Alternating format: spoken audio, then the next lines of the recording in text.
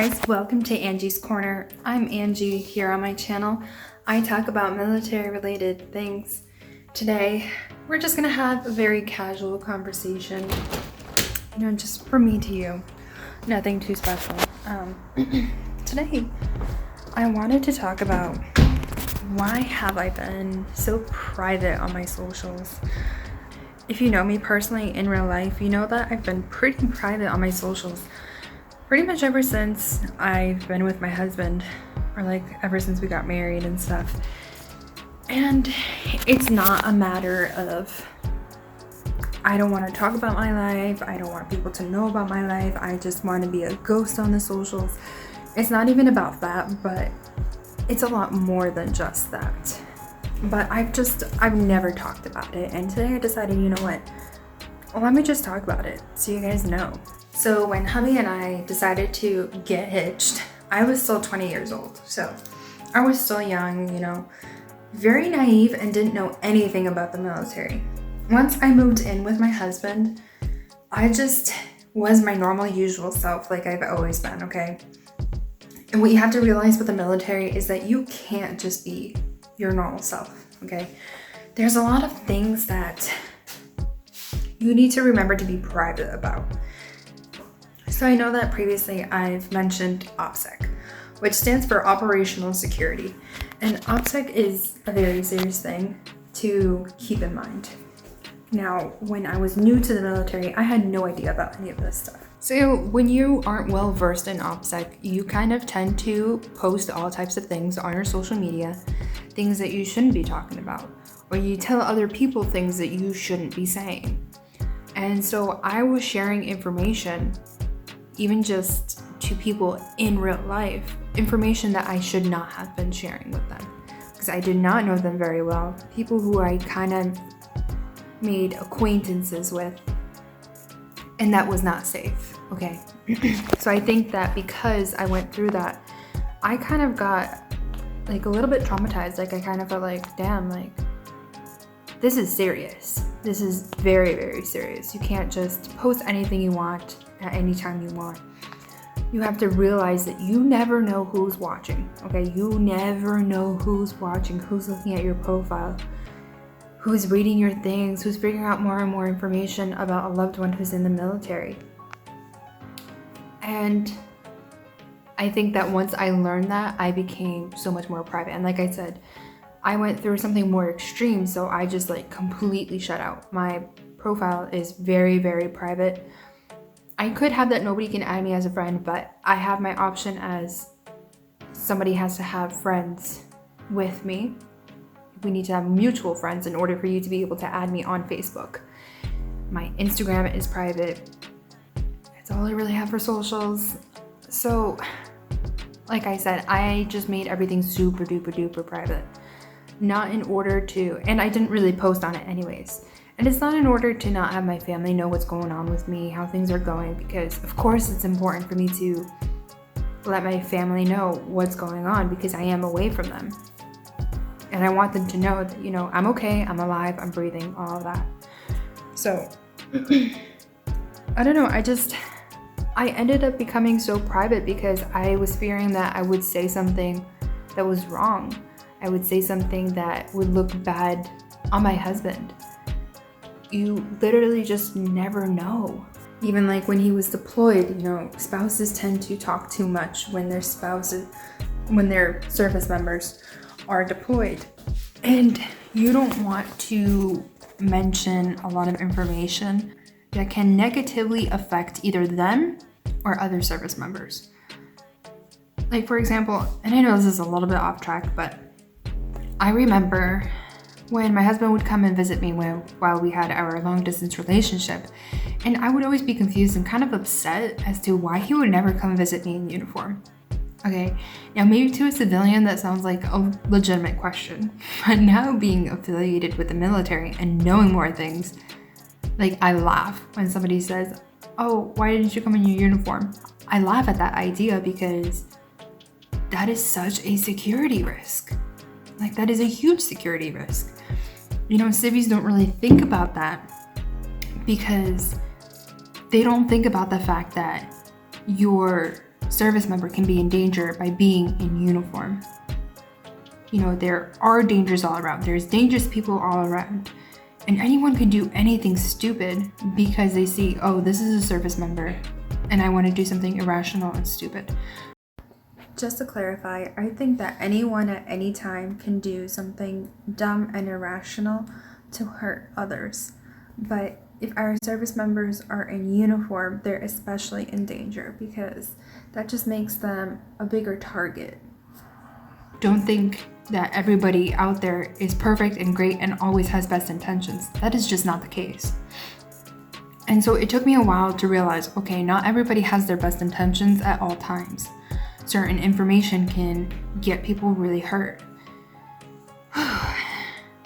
So yeah, they even tell service members, you know, do not travel in uniform unless it's an absolute emergency. But for the most part, do not travel in uniform, okay? Do not travel in uniform. The only time my husband has ever traveled in uniform is for deployment. But then again, they didn't have a plane with civilians on there. It was all service members. And all that information is secret. Nobody knows when they're coming in.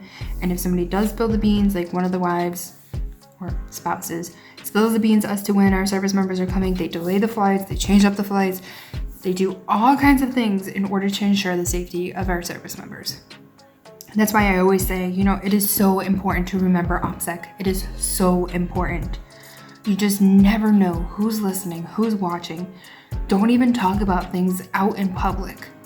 Because again, you don't know who's listening to you, okay? Someone right next to you or behind you or somewhere that you don't even notice could be listening and they have bad intentions in mind. There's consistently people out there who want to do bad things, who have ill intentions. So you have to keep that in mind, truly. And I know a part of you guys might be like, okay, and you are overreacting. It's really not that serious. I mean, just look at how many things how many things happened that were targeted specifically against service members. And here's the thing. Here's what you have to realize. The military has all kinds of jobs, okay? All kinds. Don't think that there aren't jobs out there in order to prevent bad people from doing bad things. Even like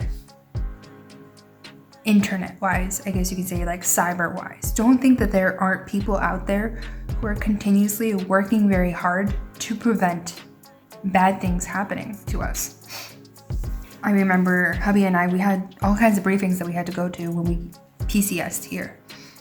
Because every time you PCS, you have different briefings or whatever.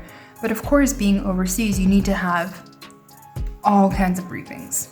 And one of the guys at this specific briefing was telling us that when you have Wi-Fi, let's just say you are in a public area and you're looking for Wi-Fi because for some reason you need it for your phone to send something, call something, whatever the case may be. He said that public Wi-Fi is very, very dangerous. And I think that a lot of us understand that it's very dangerous, but we don't really think about what are truly the dangers. If you think about it, if you plug into a public Wi-Fi or you have that your phone automatically plugs up to a public Wi-Fi that does not need a password, because you can have that it plugs in automatically. You need to turn that off unless you choose to plug up to that Wi-Fi. Because if you have the option where it does it by itself, anybody, any hacker can get into your phone through the Wi-Fi. They can get all of your information, all of your data. And, you know, at that point, you have obviously your information that is now in somebody else's hands.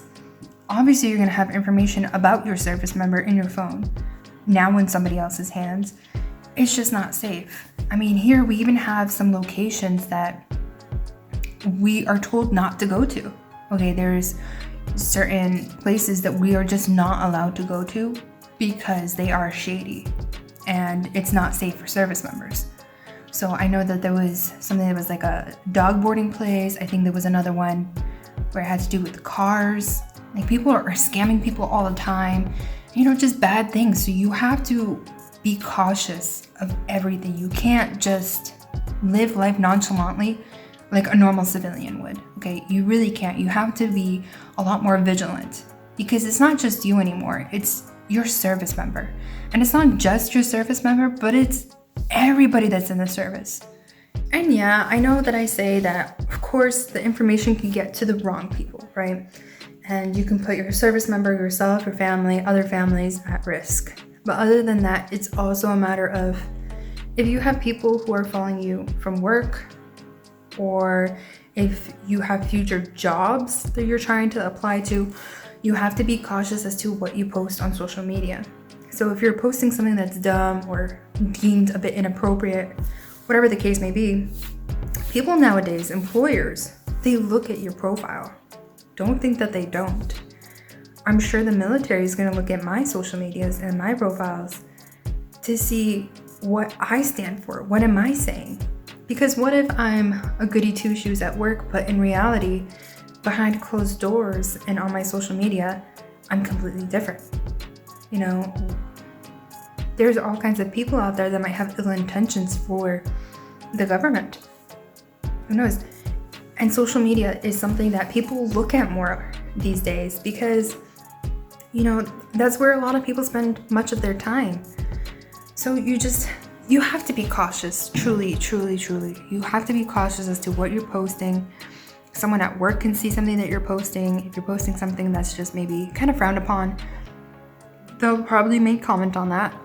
One of my friends here on YouTube, she was actually talking about how, well, she posted an Instagram post and it had to do with re-enlistment bonus, how much they're offering approximates, and whether she should re-enlist or not. Granted, she made it apparent in the post that it's something that she's discussing with her husband. It's not something that she's going to do just for the money, but her command sergeant major actually commented on her post. Like, I kind of cringed for her. I was like, oh no, because of course, you know, he mentioned that she should join not because of monetary purposes, because money's only there temporarily. What's more important is the fact that she's a good leader and her soldiers need a good leader, which is true, okay? And I know that he had the best intentions in mind. He didn't mean to come from a negative place. It was just a matter of, he knows that people follow her. And so I think he just wanted to clarify and make it apparent to everyone else that you can't just join for monetary reasons. You have to join for the right reasons. But that just goes to show you that you just never know who is watching. Whether it's someone you work with, someone in your family, a future employer, someone who has negative intentions towards your family, you just never know. You really don't know. So you have to be cautious. Just as a preventive reason before, I was just super duper private, but I think that with these few years, I've learned a lot more, and I think I'm a lot more cautious, and I feel a lot more comfortable with sharing more of my life. That's why I decided to make a YouTube channel, because after I've seen others sharing a little bit more of their life, I was like, oh, okay, so I don't have to be so much under a lock and key. I can actually share things. I can share my experiences. I can share certain things without it having to be a violation of OPSEC, without having it to be too much. You know, like even just my name, all right? Sometimes I would even think like, shoot, like I don't know if I would even want my name tape to be out there, because then people know my name and they can find more information about me. And you know, my husband told me, like, I mean, it's fine if they see your name tape, like that's not a big deal, like that's not a problem. So to me, I was like, oh, and it dawned on me that, you know, I don't have to be as private as I have been. Like, it's okay. It's okay for me to let go of it and share more. Just obviously still keep in mind OPSEC, but like loosening up a little bit and not being as strict on myself. So yeah, I mean, like I said, this was just gonna be a chatty, short little vlog as to like why I've been so private on my socials, but I'm going to get better for this next year and be a little bit more present. Though for 2020, it will be a little bit harder just because I'm going to be at basic training and then I'm going to be at AIT. So it is going to be a little bit harder, but at the same time, I am trying to be more open, show a little bit more of my life and not be so closed up, you know? All right, y'all. If you enjoyed this video, I know it was chatty, it's kind of boring. Maybe you did or didn't want to watch it. I don't know. Let me know if you liked it. If you liked it, give it a thumbs up. You know, it doesn't really cost you anything and it helps me out. Comment down below. Are you a private person? Are you in the military and feel like you have to be super private? You know, subscribe to my channel, share this video, tell your friends and family to watch my videos. I have so many more videos coming out and I think you guys are gonna love them. So until my next video, bye. I know I've mentioned before OPSEC. There's a big ass spider out there.